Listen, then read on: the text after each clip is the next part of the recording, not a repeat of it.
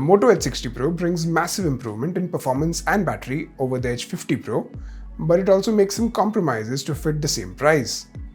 Now, after 6 months of use, I'll share my experience of how this phone has been holding up over this period, whether the compromises were worth it, and pretty much everything else you need to know about this phone so that you can make an informed decision.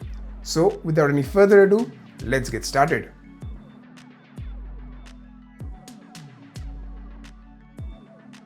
Okay, starting with the design. While this is a good looking phone, Moto has been using this same design for pretty much all their phones with minor tweaks here and there. But to keep things fresh, at least we get multiple colors and textures with this phone. Despite the textured back, because of the thin frame and curved edges, it feels quite slippery to hold. The dimensions are easy to manage and the weight is also very reasonable. What is especially impressive is the excellent weight distribution. It is not at all top heavy, making it very comfortable to hold. While the frame has been downgraded from real metal to plastic with metallic finish, at least we get Gorilla Glass protection for peace of mind. So far, I have not had a single scratch on this display. And for added protection against the elements, we get IP68 and IP69 rating, which is always appreciated.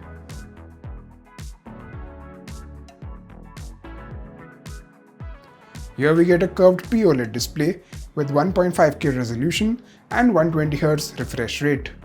It can get very bright, especially outdoors with over 1600 nits of full screen brightness. With HDR content, it is rated for 4500 nits of peak brightness and it can play 4K 60fps HDR content on YouTube without any issues. However, it does not support HDR in the Netflix app, which is disappointing as this is something we have been complaining about for years. For low brightness viewing, this display has 720Hz of PWM dimming, which is decent. You also get the option to enable DC dimming at low brightness, which makes it completely flicker free, but will make the display slightly noisy and less color accurate. The biggest issue I have with this display is that it has extreme curves. This results in ghost touch issues, especially while gaming without a case. So overall, this is a very good display, but they should have made it flat.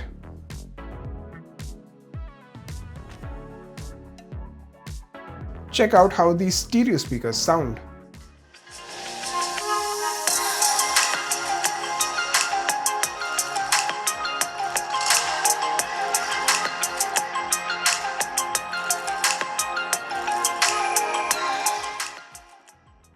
As you may have noticed, it sounds very good with great clarity and punchy bass, making it one of the best in its price range. This is an audio recording test of the Moto Edge 60 Pro. Let me know how do I sound. For audio enhancement, you get support for Dolby Atmos as well as a custom equalizer. Wired and wireless audio both work perfectly well, and this phone supports both LDAC and LHDC lossless codecs for high quality audio.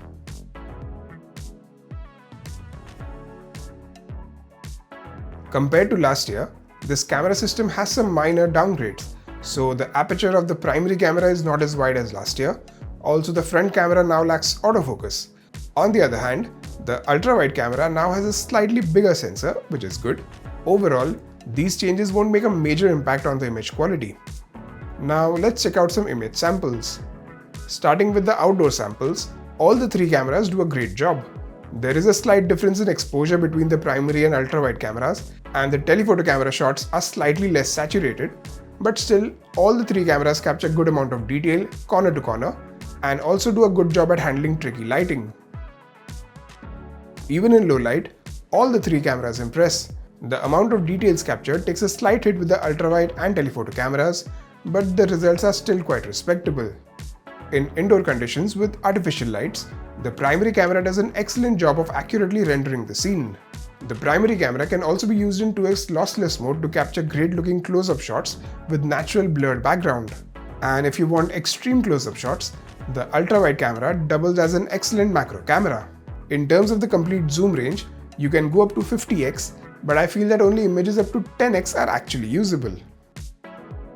For portrait mode, you can take photos at 24mm, 35mm, 50mm and 85mm, and all of them look very good.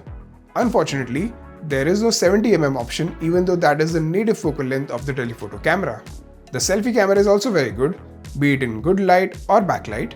Even in less than ideal lighting condition, it does a good job.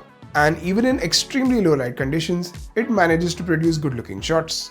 In terms of video, all the cameras can record in 4K 30fps. While 4K is appreciated, this phone is powerful enough to record in 4K 60fps, but Moto hasn't enabled it even after so many months. This is what low light footage looks like. For the price, this is quite a respectable quality. The focusing speed is good, but not the best I've seen in its price range. And this is the complete zoom range in the video mode.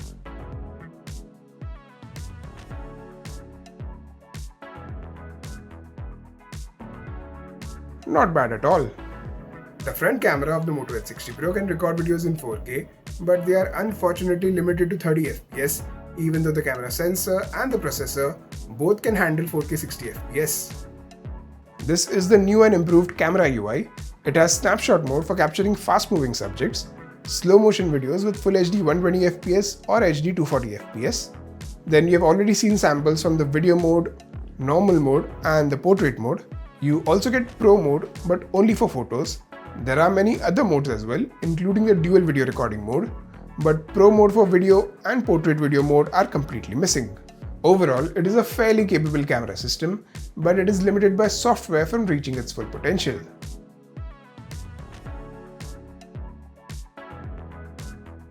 The Moto Edge 60 Pro comes with Hello UI based on Android 15 out of the box, but it has already received several updates, including the Android 16 update.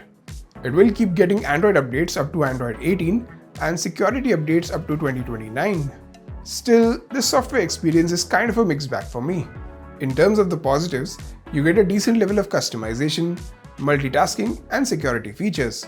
You also get advanced productivity and PC connected features, which I really appreciate. This year, the big new thing is AI. Here we get several features like AI image generation, though it is not unlimited. We also get AI music playlist generation, which is quite cool, but it is currently limited to Amazon Music. My two favorite AI features are Remember This and Update Me. Remember This saves photos and screenshots with an auto-generated detailed description. And Update Me summarizes all the text and messenger notifications for quickly catching up. We also finally get a proper always-on display after many years of requesting. On the other hand, bloatware has started creeping into this UI, which used to be very clean in the past. So there are some cheap pre-installed games, and you can also see app and game recommendations everywhere. Fortunately, all the third-party apps can be uninstalled and the recommendations can be turned off. Another thing that bothers me is that this UI is not keeping up with others in terms of polish. While it feels quick and responsive, it does not feel fluid and ultra smooth like ColorOS, OriginOS and One UI. Also, it relies too much on Google and third-party apps for core functionalities that don't provide a consistent experience. So while this UI has some great features, there is still a lot of room for improvement.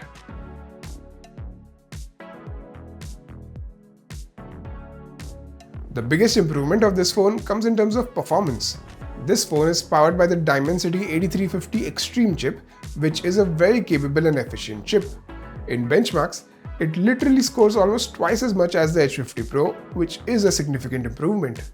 However, with stress tests, we can see that in pleasant conditions, it holds the performance well, but in less than ideal conditions, it does aggressive throttling to reduce the heat generated by this phone. While this is not a gaming focused phone, it is still a very capable performer.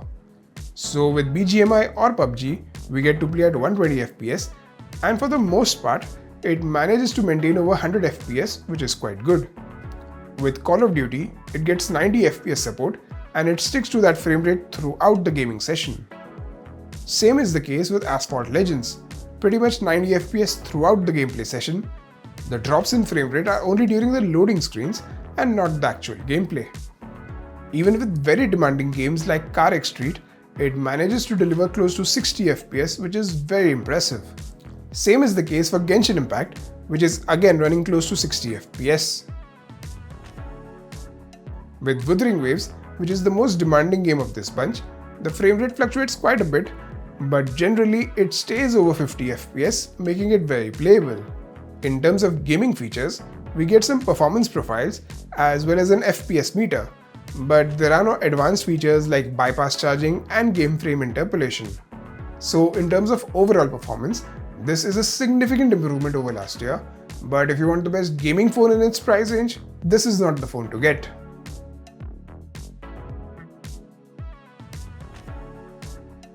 This phone comes with a massive 6000 mAh battery, which is more than 30% larger than last year.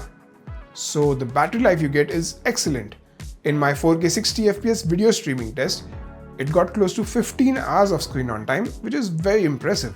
And in my mixed usage test, with over 7 hours of screen on time and close to 20 hours of standby, it still had nearly 10% battery left. So even after 6 months of use, the battery life is still excellent and you can expect around 8 to 9 hours of screen on time with medium to heavy usage. Coming to charging, it comes with a 90-watt charger which can charge this phone to 50% in just a little over 15 minutes and to 100% in about 45 minutes. This speed is slower than last year, but it is still very impressive. There is also 15 watts of wireless charging for added convenience, which is very rare in its price range. So in the battery department, this phone does a very good job.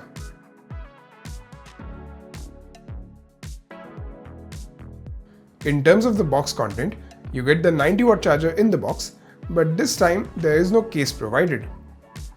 The optical fingerprint scanner and face unlock both are very fast and reliable. Even the haptic feedback is very good. It is not flagship grade, but still very good for the price. In terms of sensors and connectivity, nothing major is missing. But the USB port is now downgraded to USB 2.0 and no longer supports video out functionality. This is one downgrade I wish they didn't make. In terms of network features, pretty much everything is covered. You get several 5G bands as well as support for 5G Plus and VoNR.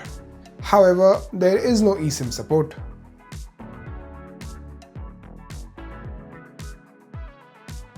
So to conclude, this is a very well-balanced phone with great performance, amazing battery life and good camera capabilities.